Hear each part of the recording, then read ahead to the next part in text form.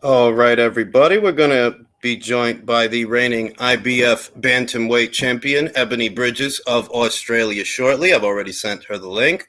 She's ready to go. We were going to go for 8 p.m., but she's actually free a little bit early, so she said she can jump on a little earlier if need be. As I stated, I am very old, and I get nervous when I do these things because I get starstruck. So I had to get my customary coffee, had to smoke my cigarette of tradition so I could get my nerves ready because, I'm an old cat. And I'm going to ask her a series of questions, short questions, because I know she's very busy. Don't want to take up too much of her time. What's goody, Rafa? ¿Qué lo que, manín? Wayne, ¿qué lo que? Martin, ¿qué lo que, manín?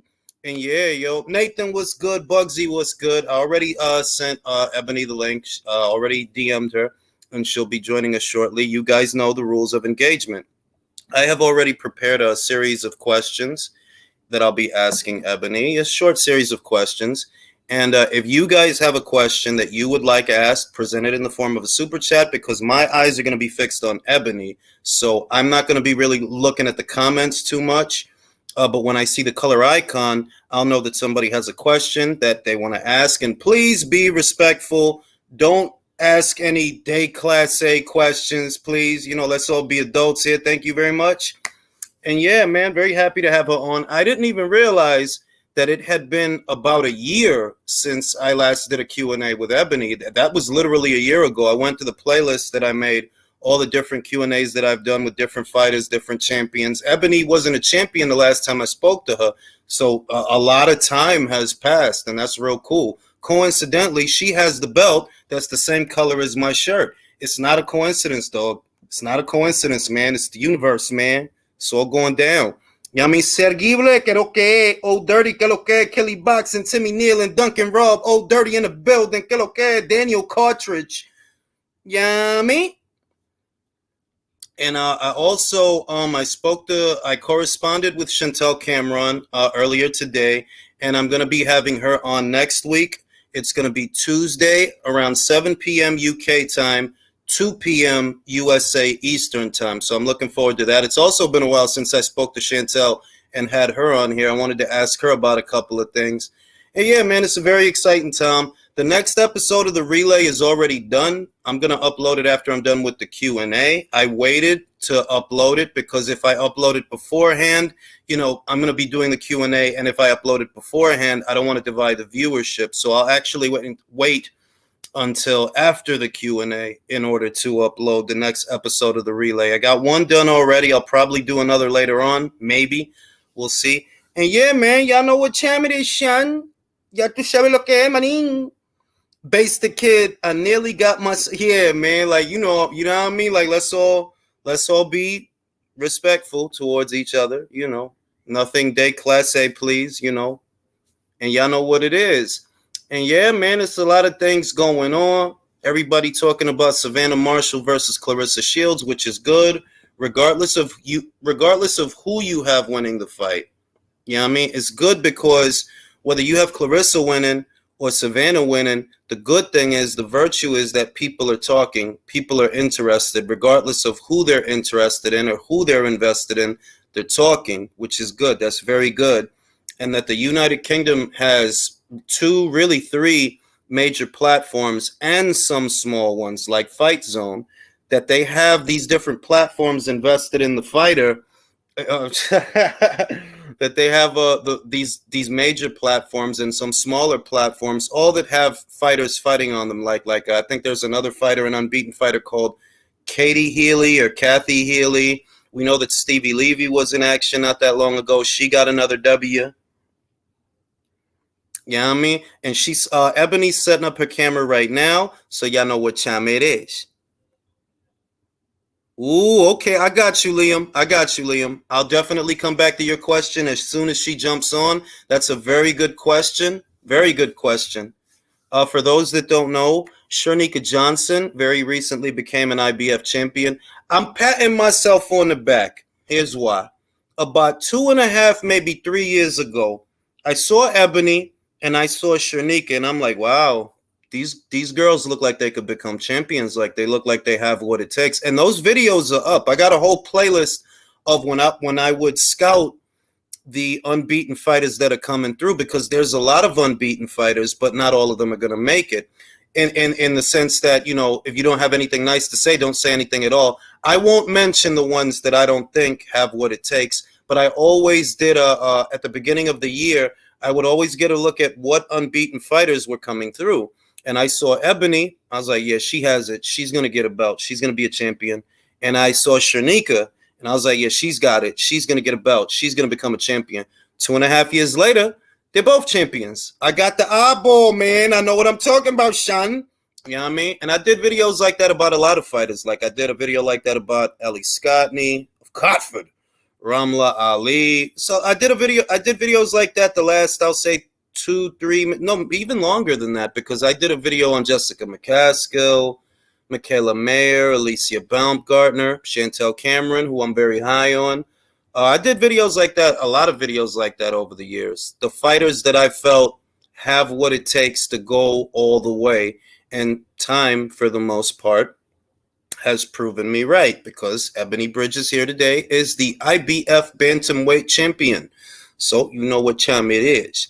And yeah, man, you know, I'm gonna be talking to Chantel next week, Tuesday, 2 p.m. UK time. No, 2 p.m. USA Eastern time, 7 p.m. UK time. Very excited to talk to her again. One of my personal favorites. Her, Raven, those are some of my personal favorites. And yeah, man, ya tu sabes, manín. Ya tu sabes. The Australian boxing scene is booming, between Taylor Robertson, who's looking amazing. Like she really switched it up. Like she's looking amazing.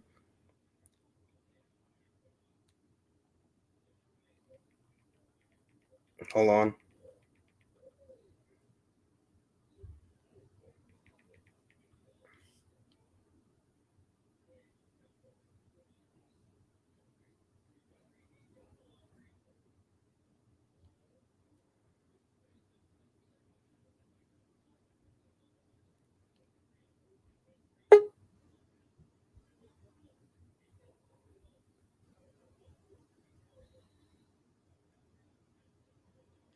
I've just sent her the link.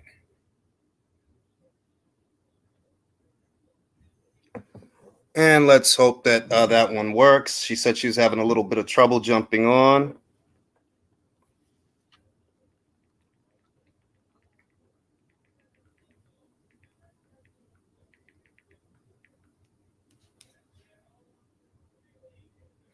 And yeah, man, you know what I mean? It's real, very exciting time. So right now, Ebanie's trying to sort it out. All this technology, it's a little bit crazy. You know what I mean? Can get confusing. And yeah, she'll be joining us shortly. And yeah, man, it's a little bit wild out here. You know what I mean? It's a little bit wild. Shout out to Alex Tencano, Ignacio Queloque, Manin, Makai Green was good.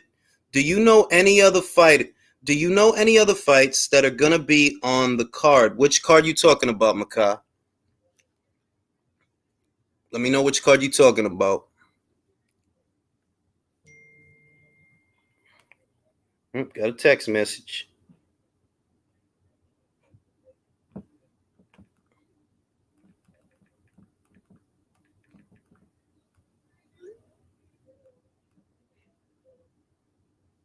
All right, let's hope we can get all of this sorted out. You know what I mean. There she is. Let me introduce Ebanie to everybody. Everybody, I want to introduce y'all to the reigning IBF Bantamweight champion of the world, Ebanie Bridges. Ebanie, how you doing? I'm good. How are you? Very happy to have you back on. I didn't realize how much time had passed since we last spoke, and you know, like this. It's actually been a year. Yo, you wasn't even Wow. you wasn't even a champion before the last time we spoke. I know. And like so much has happened in the last year for me. Obviously, like it's been huge. So yeah. Yes. So I guess the well, one of the guys, they already have a question for you. As you can imagine, I told everybody yesterday I was going to have you on for a live Q&A, and naturally people flocked over. So Liam Rockwell in Australia, he asked, can you ask Ebanie who she would prefer to fight, Sugar Neeks or Shotgun Shannon O'Connell? Also, where in Australia would she prefer to fight? um These two girls, I mean, I think I beat them both. I honestly, like, either one of them, I really think I beat them both.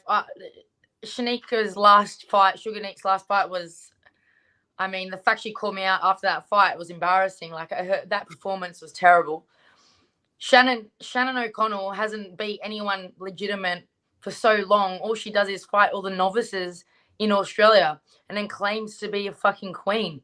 She beats 1-0, 2-0s, 3-0 novices in Australia. Like, do you know what I mean? The only time she ever fought anyone decent, she's got beat.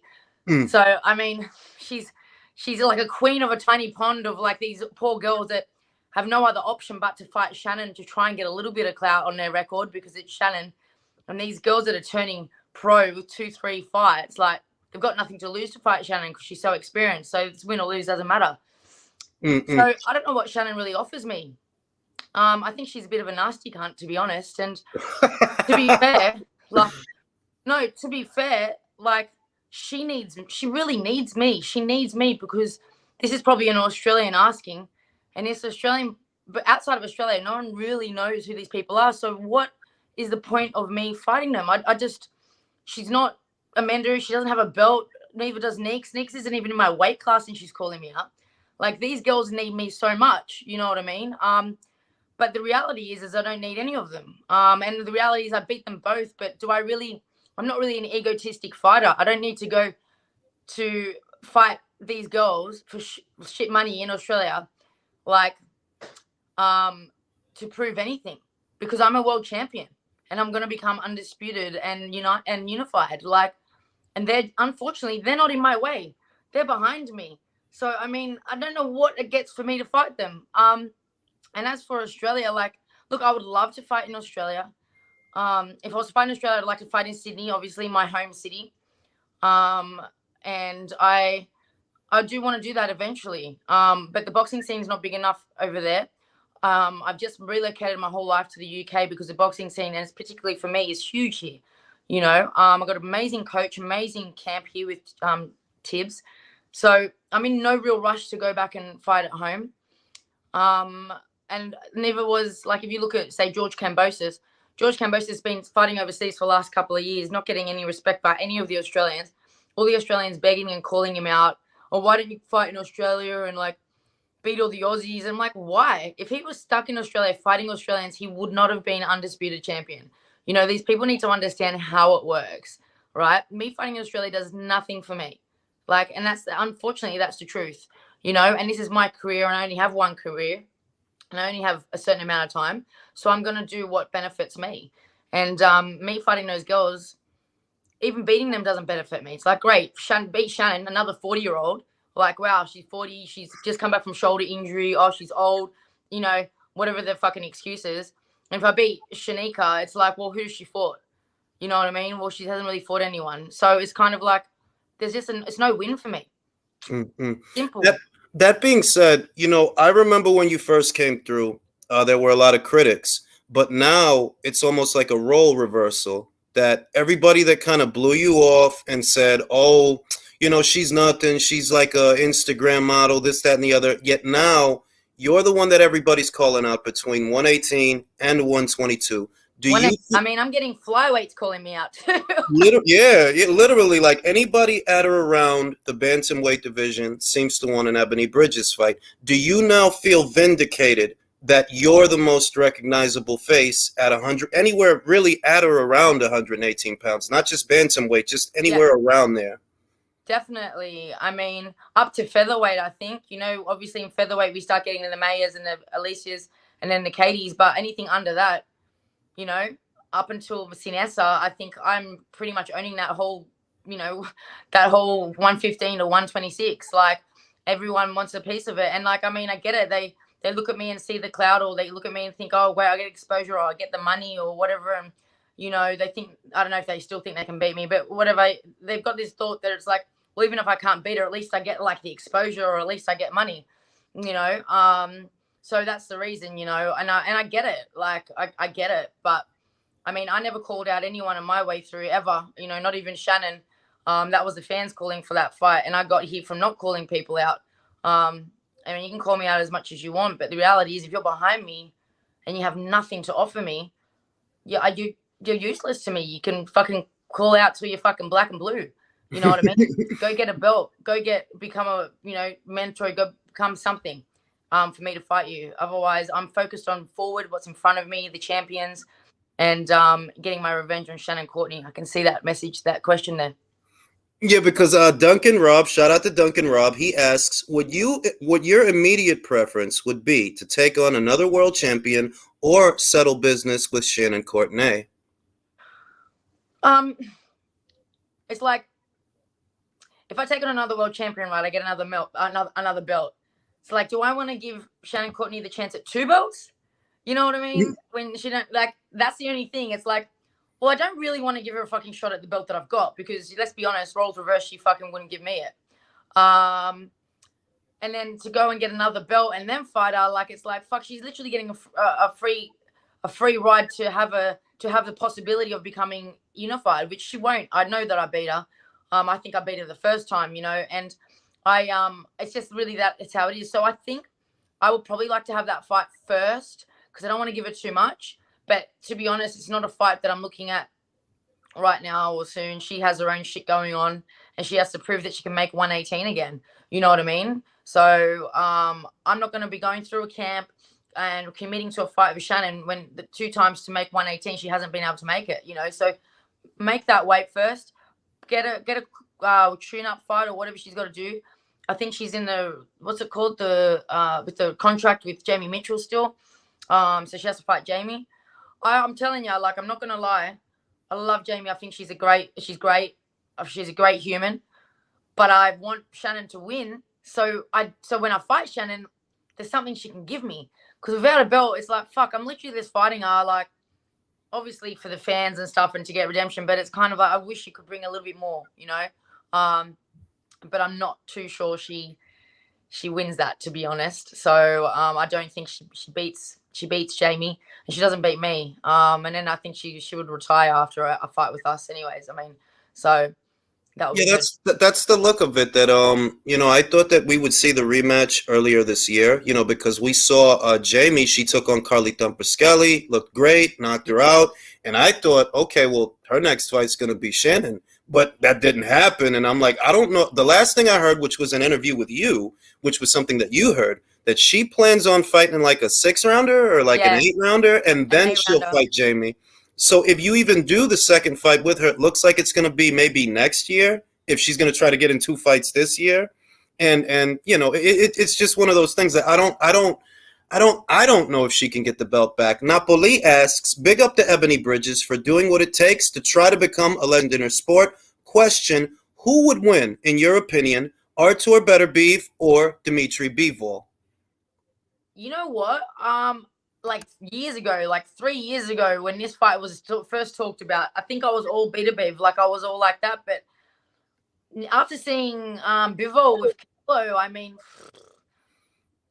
like, he's strong, he's so durable, and he's fast. Like, I think he improved so much from what I used to have seen of Bivol. Like, he used to be a little bit more like rigid and stiff, but I mean, he looked so good with Canelo. But don't get me wrong, but Beterbiev is incredible as well. But it is a big change for me. Like I said, I did think it was the other way, but I see Bivol beating him. Yeah, with that fight. That'd be a great fight, but. All right, 1 foot out the door asks, who would you like to fight next?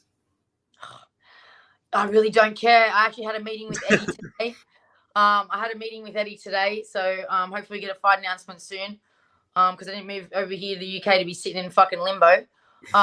So yeah, I'm under fucking pressure there, and hopefully we get that announced soon, or if not, an opponent. We didn't really talk opponents, really. Hey, we just talked a date. But we do know that I want to do, or he suggested that we do a voluntary defense first. So I don't know who that is. Someone in the top 10, I think. I don't know how it works. That's something for my team to pick. Obviously, straight after my fight, I've got messages from Eddie to Eddie, and I'm like, all right, I want to go unified. This is what I want to do. I want to do this and that, blah blah blah, whatever. Anyways, he's obviously just a certain thing. To be fair, the money that I'm getting paid, I think that Voluntary is good for that. I think I need to be getting a fair bit more for going to Unify, so that's something we have to talk about as well. So we gotta. There's a few things there. So as for, I can't tell you who my next fight is, but I mean, with the champions, I will fight any of them. I believe I beat all of them. I do believe I beat all of them. And I'm only going to get better every single fight. You can ask my trainer, Mark Tibbs, just come in the gym. I'm 100 times better already just since winning my title. And that tends to happen with champions. Look at Jamie Mitchell. You win a belt and then you either go one or two ways. You slack off and you whatever, you take it light, or you come back and you come back better. The belt really seems to just give you that bit more confidence, and you learn a lot from those fights. No, also I've been watching you since you went pro, so I like it's not ass licking. It's honest to God. If you look at you're like the first person to do a video on me, and talk about me. So no, I appreciate that. Yeah, you've seen the whole transition. You've seen it all. From the first fight to where you had like the ankle injury to what I just saw with Maria Cecilia Roman. It's like, yeah, it's night and day, and you can see the difference. You can see the punches are shorter. You're not winging shots. Everything looks great. Willie Lynch asks, how is your training coming along? Are you still training out of Philadelphia? Yeah. My training's going really good. No, I'm not training out of Philly anymore. I'm here. I've relocated to the UK, and I'm training with Mark Tibbs, which has been just incredible. As you saw in my last fight. I mean, there was a lot of things behind that last fight of why I was better. Obviously Mark is amazing, and everyone was talking about my left hand. But I don't forget I broke my hand in the Gengler fight, so I had 4 months after that fight where I couldn't even throw my right hand. So when you have 4 months with no right hand, your left's going to get better, and it was a real blessing in disguise because my left was always weak and I was always very right hand dominant. And because I was so right hand dominant and it broke people a lot, I tended to neglect the jab. And I think a lot of punchers tend to do that, especially, maybe novices or when you're not as experienced, you do tend to neglect the jab when you're a heavy backhander. But yeah, you know what? Being able to do that, spending 4 months more on my left hand, I obviously established my jab now, and it's just better and better. I'm still obviously keeping up that training with my left because my right is still constant issues with my right. But it's been great there. Not having to travel across fucking 10 continents. Every time I fight was amazing. And I think that also showed being able to be settled in one spot for like 8 weeks. I think it was 9 weeks I was there, where usually I'll do like 4 weeks in Australia, then I'll do 4 weeks in Philly, and then I'll fly out to the UK for the last week. Like, it's just it's just too much. And that was like, with Matchroom announcing that Australian show and, wanting me to be on it, or people ask me why wasn't I on it. I'm like, I've literally just relocated, found the best camp, relocated to the UK to stop all of that globe hopping. I'm not going to now fucking go back and do that. Like, when I've just relocated to avoid that. It was just shit timing by Matchroom to do the Australian show and all that kind of stuff, to be fair. And, I mean, it wasn't, everything happens how it's meant to, but, yeah, so I won't be looking to go back and fight on a Matchroom card in Australia for a little bit. I mean, the next year I'm just going to mainly focus over here, and I'd love to have fights in America. I really, I already have I think I have a good fan base in America, but I think fighting over there will help really grow me over there a lot more. What I wanted to ask you about is, okay, so now that you're all settled into the United Kingdom, you have your place to live, everything is situated. Is it less stressful than it was before? Australia to Philly to the UK, back to Philly, back to Australia. Oh, well, for my last camp, it was just incredible. I was just like, wow, like I don't have to and I'm a real routine person. I love routine. I need routine. I'll literally eat the same thing every day for a fucking year. I'll do the same thing. If I'm in the same spot, I'm happy to do the same thing every day, same time, same everything. I'm very much so like that. And I tend to really hate being moved around, to be fair. But with boxing, it's, you got to just adapt, and you got to deal with adversity. And that's just what I always did. I just always dealt with adversity. It comes with the sport, and unfortunately it was happening. But I definitely was so much more relaxed. And now that I'm here, and I've relocated here, there has been a lot of roadblocks, a lot of speed humps, or whatever you want to call it, the last 3 or 4 weeks, just transitioning countries, relocating countries, which I wasn't expecting. Like, I can't believe how fucking naive I was. that I thought I would just move over here and yeah, sweet, like as if I'm a citizen. Like, what the fuck was I thinking? Like, there's so many things I can't get or can't do, or it's just it's so hard. So it's been 4 weeks just trying to sift through everything to get settled here and have everything set up, which I swear to God, I thought I would get done in the first couple of days. Like, it's just nuts. I won't go into detail, but it was just like, I'm so blonde, like, to think that, like, it was just like, I just rock up and, hey, like, I'm British, give me a house, give me a car, give me fucking rent, give me a phone, give me all these loans and whatever, plans, finance for everything and bank accounts. Yeah, I don't, whatever, but yeah, it's crazy. So what are the major differences between, because obviously you know Australia, you're from Australia. What are some of the major differences that you had to tackle now that you're in the UK? You live in the UK, based out of the UK. Was there culture shock? What are the major differences of the two countries? No, the countries are very similar. Very similar. The culture's very similar. I mean, even when I was speaking to Eddie Hearn today, he goes, even like Australia goes, it's just like the UK. Like, the UK and Australia are very similar. The food, the people, our humour, everything's very similar. Just the weather's a little bit different. Mind you, I bring the sun. It's been really hot here for the last month. And I'm just like, you guys are all whinging about the fucking weather and it's been beautiful. But I think that's just like whinging about the weather no matter what. But to be fair, going to America is a culture shock. Philadelphia or anywhere in America. America is so different to Australia and it's so different to the UK. So I think for me to settle into to America would be a lot harder. I mean, I can't even drive in America because of the opposite side of the road.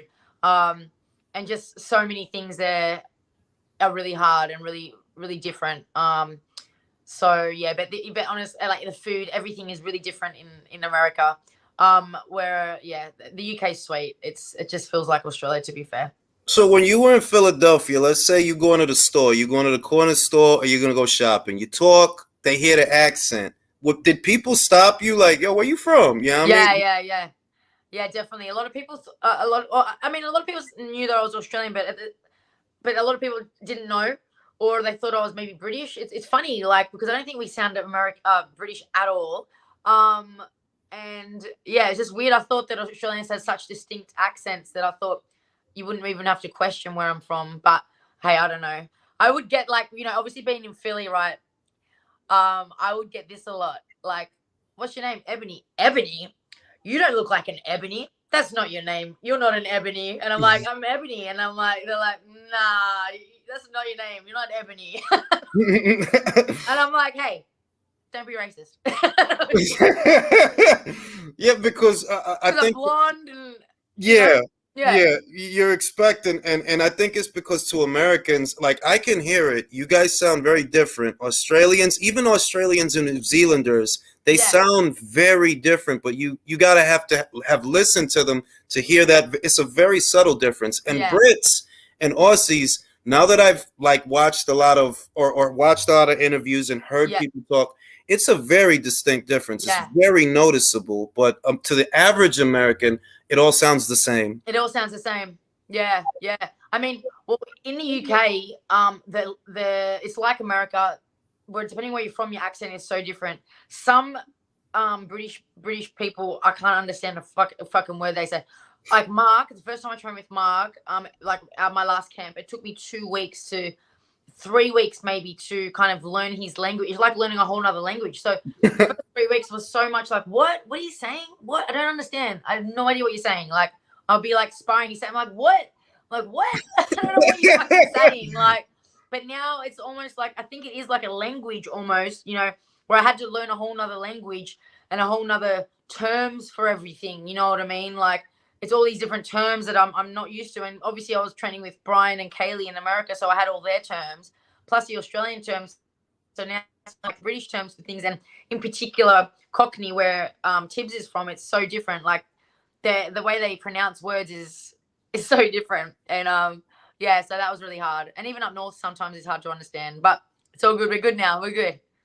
All right, we got Sawab. Sawab is out. All right, Sawab says the sexiest female boxer. I hope you don't ruin Daddy Ern Hearn's marriage life. Serious question. How is it living in the UK? By the way, we love you here more. Oh, Yeah, I mean, obviously, I just said how great it is for me living in the UK. It's for me, I have everything here. You know, all my sponsors are here as well, so I get really looked after. I've got some really amazing sponsors that just look after me and just help with everything. Which is really, especially the last couple of weeks, trying to settle in here. It's been just a big thing. So I've got Steve from FCI Group who's just been incredible, helped me with my house. I've got Essex Car Group with my car. I've got DGB, I've got so many, and they're all around, and they're just so supportive. So I'm really blessed for that. I feel more at home here than I did when I went to Australia. The last 2 years, I've spent about 15 weeks in Australia. So every time I went back to Australia, it was like I get really anxious, and I'm like, I feel so uncomfortable here. I feel like I'm not at home when I'm in Australia, and it was just really, I made me feel really anxious being in Australia and feeling like my career was stagnant every time that I was there, and I was just wasting my time. And that's pretty much why I was like, I can't fucking do this anymore. I'm coming back for no reason. Obviously I had a boyfriend that I've of 10 years that I broke up with to move over here, but it was just like I can't do this anymore, and it's not fair on him that I'm there wishing I wasn't there. As much as I love him, like it was just like I couldn't stay. I just couldn't. I couldn't do that to me. I couldn't live the life of what ifs, because it was just too much to traveling back and forth. So that for me to be my best and get the best out of my career and my brand and everything, I needed to. So yeah, it's and I settled in really fast. New Country asks, well, I think we just broke a story right then and there. Ebony Bridges is single. Yeah, Yeah, I mean, so y'all guys in the UK, y'all better behave yeah. Hey yourselves. guys, I'm looking for a visa. Yeah, I mean. New Country says, yo, Jules, you missed my first super chat. How long do you feel your career will last? And who do you see as your toughest challenge that lies ahead? Big fan. All right. Hey, so what, my career. Okay, yeah. So originally, to be honest, when I was still with my partner and living in Australia, I was like, maybe 2 years I've got in my career, because I want to settle down, have kids, all that kind of stuff, and I'm getting a bit on the older side. But now I don't have anyone telling me and in my ear saying, when are we going to have kids? When are we going to settle down?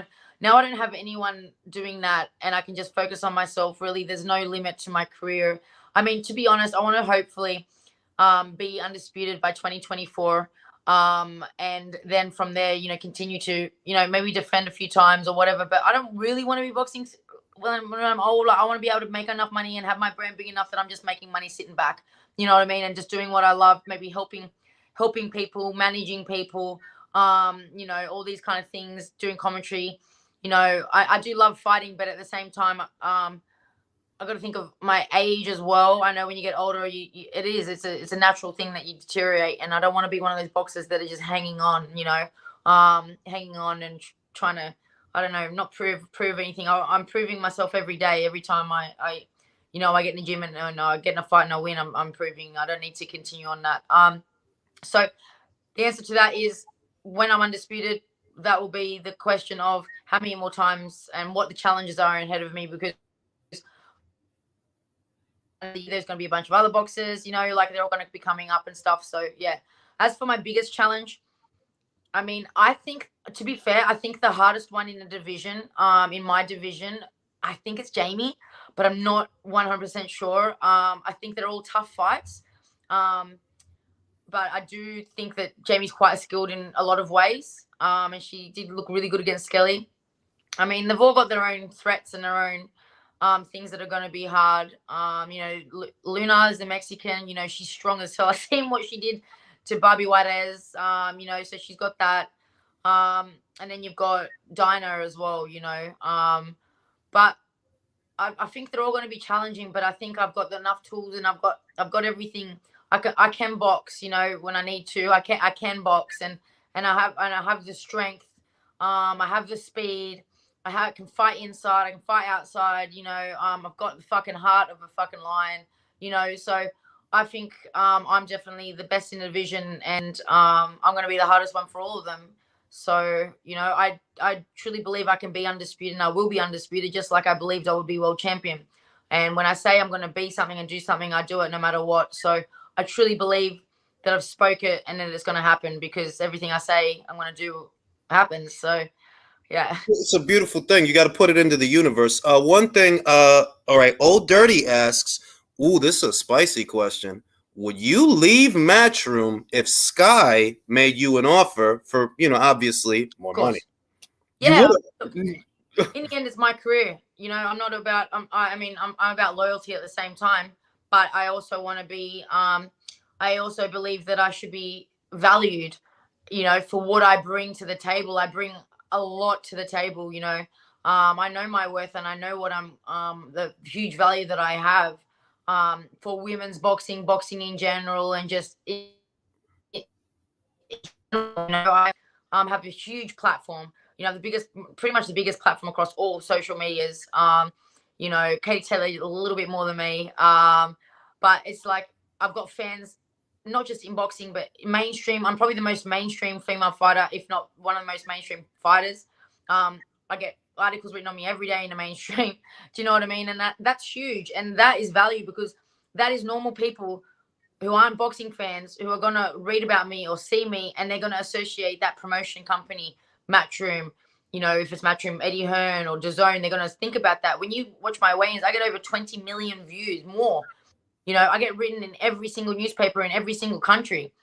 Just that alone, I know I'm not fighting, but just that alone, that is still talking about my weigh-ins, which is for the fight, for that platform, for Which that is promotion that's company. one thing I always wanted to ask you about. I guess I didn't elaborate on it. That you got so much criticism, which it was a little bit hard to understand because it's a weigh-in. What are you expecting the fighter to wear to a weigh-in? You know what I mean? But there was a lot of flack in the beginning, a lot of negativity, and that's why I asked what I asked before. Do you now feel vindicated that your commercial value has gone up? You're the most sought after fighter, also the most sought after Yeah. champion in the division. Does it feel good that now you're kind of in the driver's seat? Yeah, definitely.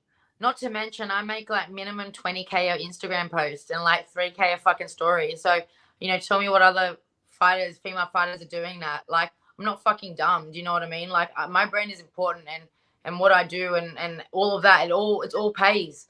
We women, we're not getting fucking $1 million like Katie Taylor. That was Katie Taylor's first $1 million paycheck. Do you know what I mean? Like, same with Serrano. Like, we aren't getting paid that much, and I'm not automatically going to start getting paid fucking, those kind of figures. So I need to make money constantly outside of boxing, because boxing doesn't make me the money. Like, yeah, I get good money. I get better money, probably, but I deserve that because of what I've fucking built. You know what I mean? So having that brand, which is really important, which I knew from the start, is going to help me post boxing as well and give me that money on the side. And I think you can't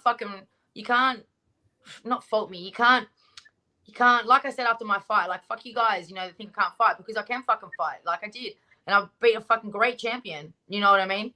And I did it in style, in class, and it was neat. It wasn't a fucking shit show. It wasn't a mess. It wasn't this fucking ugly fighting that it's embarrassing to watch. Do you know what I mean? It wasn't. It was fucking very, very strategic. It was very good, and that's just the beginning for me. I'm only gonna get better with Tibbs and being in this country and being here. So yeah, I mean, you can't deny me. You can't deny it. And if you do, then you're just a legit fucking hater and you need a fucking root or something. I don't know, but like, just fuck it. Duncan asks, my American wife is trying to drag me to America. Save me. Dunks post boxing equals teaching or promoting other boxers. I did want to ask you about your teaching career, because I remember you said teaching kids was very important to you. Yeah. Is that something that you might try to also pursue in the United Kingdom? Yeah.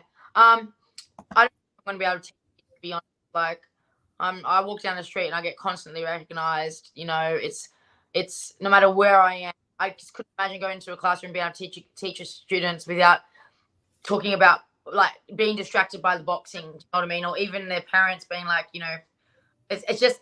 And to be fair, I mean, like, how much teaching pays, I to be out there a whole day when I could be doing other things. I mean, as much as I love teaching, and I really do, I think there's other ways for me to give back to the youth through the love of just giving it back. I mean, when I got back to Australia, when I was going back to Australia in between my fights, I was teaching, and it was purely not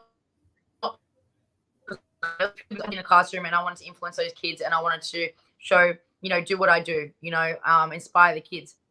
And I still can do that. I plan to actually go to schools and do talks. So I'm still pushing my message to the kids. I'm still teaching them to believe in themselves, teaching them, trying to get in their mind and change that mindset of them wanting to be better.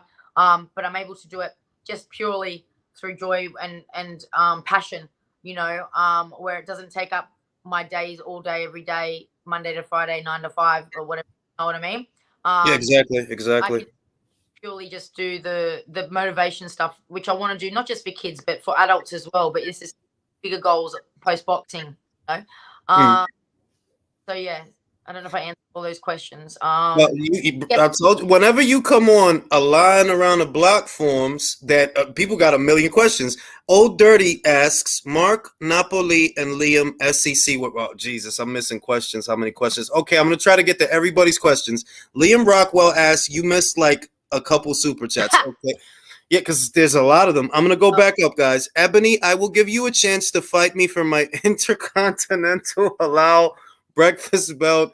Anytime, anywhere, twice on a Sunday. Will you marry me? I'm married, and I have 4 wives, and I have Saudi money.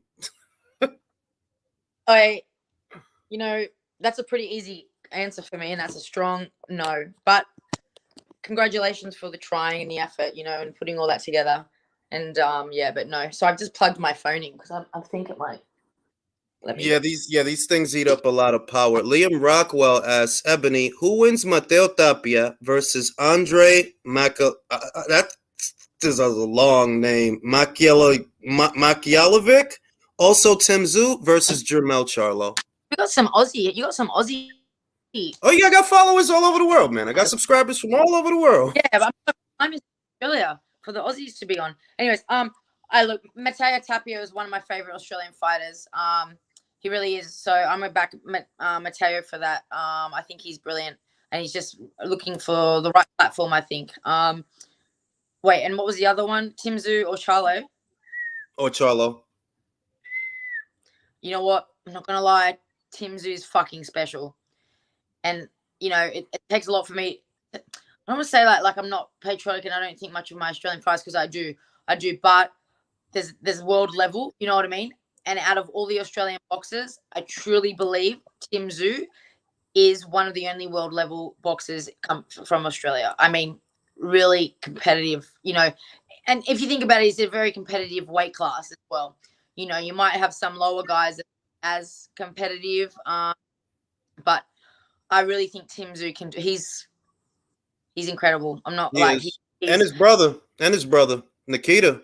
Yeah, Nikita. I mean, Nikita's a long way to go, but they've got this crazy power, man. Like it's insane. Nikita still needs to polish, but like that's normal. I think he's only had 2 fights or something. But I mean, going down the same kind of track as Tim, and Tim, you look at him because he's kind of basic. You think he's basic, but he's very fucking good at the basics, and that's what it's about. You don't need to be fucking fancy. You don't need to be all that whatever. He's just extremely good at the basics, and I think you don't realize until you're in there, from what I've heard as well from people that have fought him, until you're in there, how fucking good he is. And you can just tell, man, he's incredible. So, yeah. He's like his father. I mean, he's like a bigger version of his father because I'm an old guy. I was around when his father came around, and I'm like, yo, his dad, His dad was my fucking hero, man. Like, growing up in my teens, it was all Tim Tszyu. Like, honestly, I loved Costa Tszyu. It was my favorite. I even dated a guy that had a Costa Tszyu rat tail because I thought fucking he was sick. Costa Tszyu rat tail. He was a fucking dickhead. But I was like, honestly, I love Costa Tszyu. I think Tim's a little bit better defensively than Costa Tszyu, to be fair. But yeah, very similar kind of. It's a weird kind of stiff style that works. Upright and stiff and. Yeah. It looks stiff, because his torso doesn't move a lot, but it's what he throws that makes it work. His distance control is amazing. He's got great distance control, and he's just very good at calculating things. But his last fight, he busted his hands up pretty bad. He's had 2 surgery on both of his hands. I think he could have done a little bit better in his last fight, to be fair, but hey, like he busted his hand, so it's I know what that's like. once your hands fucking go. I had one hand go and it just threw me off, my balance and everything. So it's just it's tough to judge. And But it was his first fight. That was the Terrell Gausha fight, I believe. It was up there, all the way up there in the northwest, Minneapolis, I believe it was. So you could kind of chalk that up to nerves. First time he fought yeah, outside of Australia, big American card. Like it'll yeah, get to you. of course. If it's a voluntary for you, is it a matchroom fight? I heard whispers from a girl in Catford. No. Because we know that Ellie Scottney, she's been Ellie Scottney, unbeaten fighter, campaigns up there at 122 pounds. Oh, yeah, called me out at her fight, and all her family were at the fight, right? And I'm in Australia. I didn't even watch the fight because I'm not interested. She's not my fight. She's not my weight. Different weight. I wasn't getting up at fucking 5 a.m. to watch fucking someone that's not even in my fucking the same shit as Shanika and that what's her name? Fucking Shogun. Fuck, yeah. Like, you know what I mean? I'm interested unless you're in front of me. And she was at my fight, like, and her family apparently, because Tibbs told me, they're like, "Where's Ebanie?" It's like, "What do you mean, where's Ebanie?" And they're like, "She's in Australia." And I'm like, "Well, she's meant to be here. They're meant to have a fight." I'm like, not that I know of. I think someone told her fibs. Maybe Eddie Hearn making empty promises. Who knows? But it was pretty embarrassing to me. But to be fair, people are doing it weekly for me. The call outs, so I lose count. I forget their names. They're all fucking calling me out. Like, so yeah. No, if you're talking about that Scottney girl, she's silly. You know what? She's fucking silly. And you would have heard Kaylee and Brian talking about it. If you want to fight me, why the fuck are you fighting in fucking Super Bantam?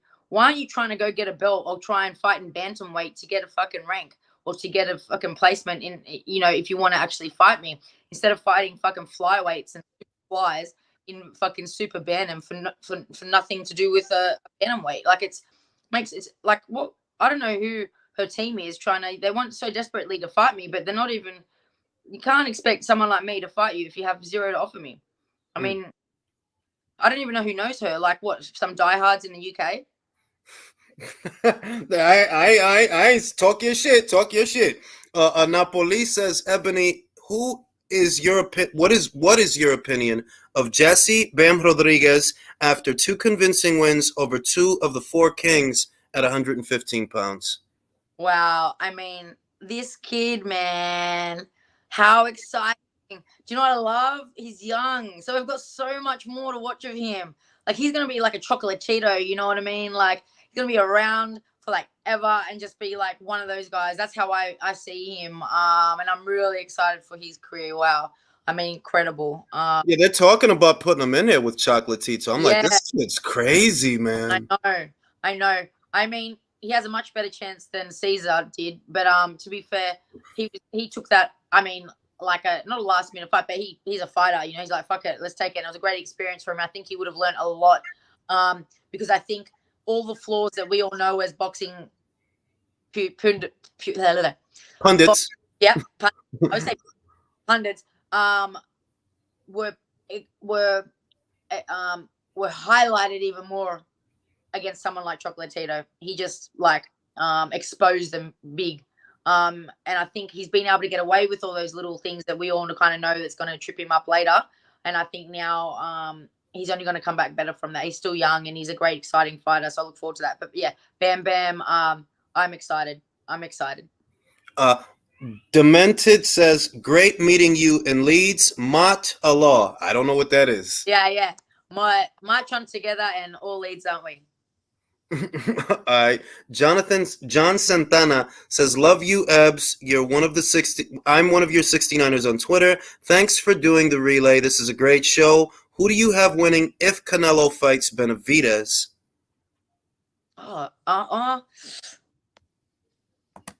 Tough one. It is tough because of the Bivol fight. And Benavidez fucking lets his hands go even more than Bivol, And I just think, it's just, is that too big? Is Benavidez too big or no? I feel like because just me looking at Benavidez and Bivol both have size on Canelo, but they're polar opposites in terms of style. You know, Yeah, Bivol's cerebral, in and out, behind the yeah, jab, in and out. Whereas Benavidez, like he's going to give you a lot of opportunities to hit him. yeah, And that's I think Canelo would do better against Benavidez than Bivol. That's just me. yeah, yeah, true, true. No, no, that's a fair point. Especially because Benavidez likes to stick in the kind of stay in that pocket and just like let the hand go. Yeah, that's very true. Top three female boxers right now. Clarissa Shields, Michaela Mayer, and mm, um oh, who else? They're like definitely my top there. I'm just trying to think of like I know there's some smaller fighters that I really like look after. Look I think Sinicia, probably. sorry? Sinisa. Sinicia. Yeah, I was about to say that. Sinisa, she's exciting, you know. Her style's a bit weird, but it kind of works. She seems to be like she just somehow is like just knocking these girls out, which is exciting. So yeah, I think yeah, definitely. I love Clarissa's just I love her slickness, man. She's I just wanted to ask you about that. You know that the fight is made. You know they had the press yeah. conference. How do you just? What does your gut tell you about that fight? And who, gun to your head, who's going to win that fight? My gut and instincts tell me Clarissa. Um, I just the reality is who has Sav fought like, and it's not only her fault.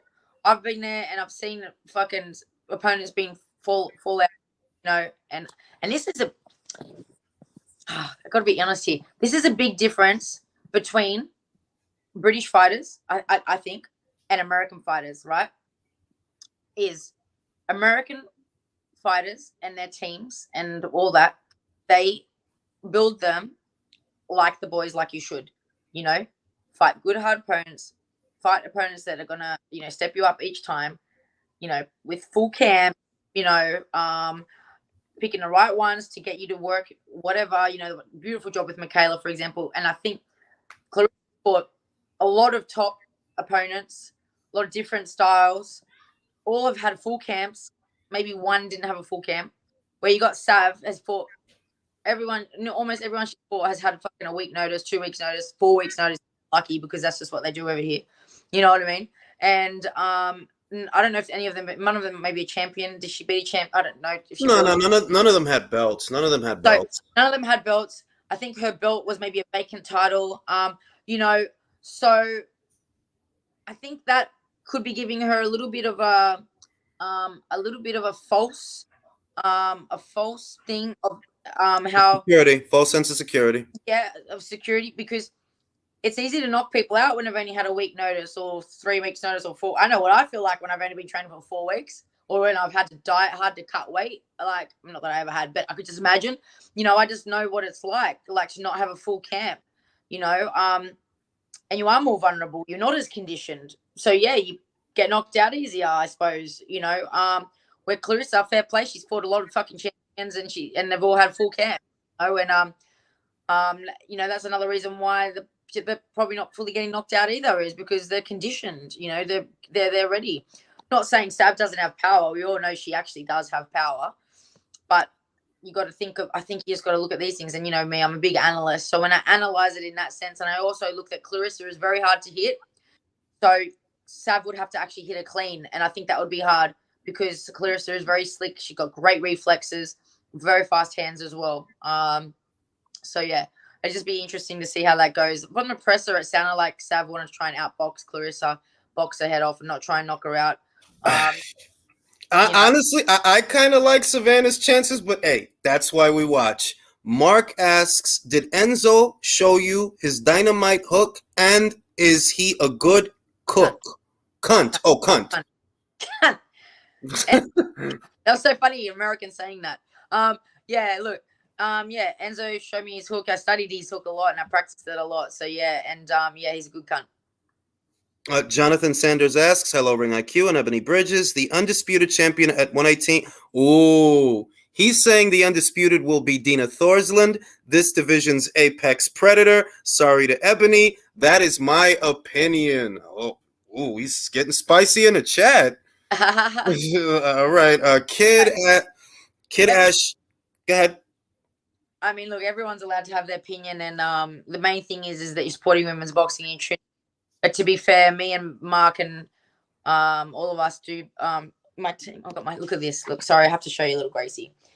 I, I heard, yeah, I didn't want to mention because I heard about Bruce and I know what it's like to have a, you know what I mean? I didn't want to bring it up because I know that's going to, you know what I mean? Yeah. Yeah, I We tried. got Gracie now, but Bruce, he would like Gracie. Anyways, um, yes, to be honest, I think Dinah's the easiest in the division. So I think that's yeah, I don't know what to say about that. I mean, that's what I think. So we will see. It's all different when we get in there. I mean, they're all going to be hard, but I think that she has the more weaknesses than the others, in my personal opinion, and my coaches and stuff. So yeah, we'll see. Hey, they're all going to be good fights because I'm involved. Exactly. Kid Cash, shout out to Ring IQ Boxing. Ebony, do you really hate Shannon? Look, to be fair, the word hate is a bit strong. I wouldn't say I fucking hate her, but I very much so dislike her and pretty much everything about her. I do feel quite sorry for her at times though, so I can't hate her too much to do that. I do generally feel sorry for her. But she's yeah, she's not my cup of tea. She's not a lot of people's cup of tea, and she's not really. I just don't think she's a good person with right values and stuff. I just, I think she has a lot to learn. She's not a good cunt. Not a good John John Santana asks, "Did you get your shades back from Eddie Hearn?" No, he has them next to his bed and he's sniffing them every night, no doubt. They I, were. It was right in between my cleavage. It's like, you know how much those glasses would go for. yeah, I mean, all right. One last one, and I know you're tired. I'm gonna let you go after this one. We got Mayer versus Baumgartner. I need you to go in your boxing brain. It's a hard fight. I'm biased. I'm gonna admit Really? that. I'm very biased. Yes, I'm being biased for a change. I'm all in with Baumgartner. I, I think Michaela. I think Michaela. What makes it hard is she has two base styles. She can apply pressure and she can box and move. Yeah. But I don't think she's quicker than Alicia. I don't think she's as athletic as Alicia. She doesn't bend it at the waist as much as Alicia. So just how do you see that fight? Yeah, I see Michaela taking that, man. I see it going. Yeah, I see it going the distance, and I just see Michaela outworking her. Honestly, I just see Michaela outworking her. Michaela has a chin. We've seen her have a chin with Hamadouche. Alicia, again, a similar thing to like the Sav fight. Like, she hasn't really been in there with a lot of different varieties. She hasn't been tested a lot. Her hardest test was Christina Lindau, which she lost, which was a long time ago. She's grown from that. But even her last fight wasn't that impressive. I mean, it was impressive in the sense that she's beautiful to watch. She's got great timing, great distance. She's got great movement. She's slick. But that's against someone that's not trying, not doesn't have the skill that Michaela has, doesn't have the speed, falls over their feet, is slow against someone that's playing into her, where I do believe that, and I love them both. I think they're both amazing. And like I said, I think I like Alicia's style because I hate to compare anyone to Mayweather, especially women, but she's got that kind of real slick Philly show kind of style, which is nice. It's nice to watch. You can appreciate it. But I just think in the 2-minute rounds, with the work rate of Michaela Mayer and her experience, and her toolbox, she can fight inside, she can fight outside. She can really just do it all. I think she's going to win that fight. But I think it's definitely going to be. I don't say definitely, but I think it's going to be by points. We know Alicia is strong. But I was ringside for her last fight, and that girl was eating them punches. I mean, Argentinians are tough, but I think I wouldn't say she's lucky with. I won't say she's lucky with Terry, but you can't go on that fight. So when you got one of those extremely crazy KOs that you're going to get that all the time, you can't bait on it. I felt like in her last fight, if she was against anyone real experienced, she would have been very readable. She was quite readable. In my opinion, I think Michaela, if she becomes a bit like, a bit. What's the word? Repetitive like that, she'll just get eaten by Michaela. She needs to mix it up. She doesn't go to the body much. I mean, at least she's a brilliant body puncher when she does it, which is 2% of the fight. Otherwise, she's just all straight punches. May is up and down, in and out, like fucking around the sides, like hooks, like everything. So you don't win a fight against someone like that by the style that Alicia has, in my opinion, unless you can somehow outbox her and keep her distance. But again, being 2-minute rounds, I don't think it's suited to her. Old Dirty says Alicia will Amir Khan Mayer. We'll find out September 10th. Last, Mayer. yeah. I guess he's saying that Alicia will do to Michaela Mayer what Canelo did to Amir Khan. I think that's the connection that he's. I was like, Amir Khan has a fucking glass chin. What are you talking about? Yeah, but you kind of get the gist of it. I guess last question. So you said that they're looking at getting you out there for a voluntary title defense. When is the tentative fight date that they're looking at for you? Like what, September, October? Beginning of September. Yeah. Oh, and it'll be in the United Kingdom. Yeah, it'll be in the UK. Yeah. And then hopefully a fight in the US. I wanted to fight in the US next, but it seems to be the Matchroom have more fights here in the UK at the moment, and I'm not going to hang out and wait just to fight in the US. So I take the fights that are in front of me, and hopefully I get over across the pond soon. Thank you very much for your time. No, it's great. I always love getting on with you. It's amazing, and you guys and your followers and that always ask really great questions, and we have such great chat and analysts. And I hate that it was been a whole year. We've got to try and do this more often. I just don't want to bother you because I know like everybody wants your time. I know when you contacted me about it, I was like, "Fuck yeah, man!" Like, I really, because I really do enjoy this. So yeah, let's not try and keep it as long as time. I'll hit you up around the fight week just to get your feelings. Maybe you change your mind, ahead of Shields versus Marshall and Baumgartner versus Mayer. Ebanie, always a pleasure. Thank you for your time. Thank you. Thanks, Jules. See ya.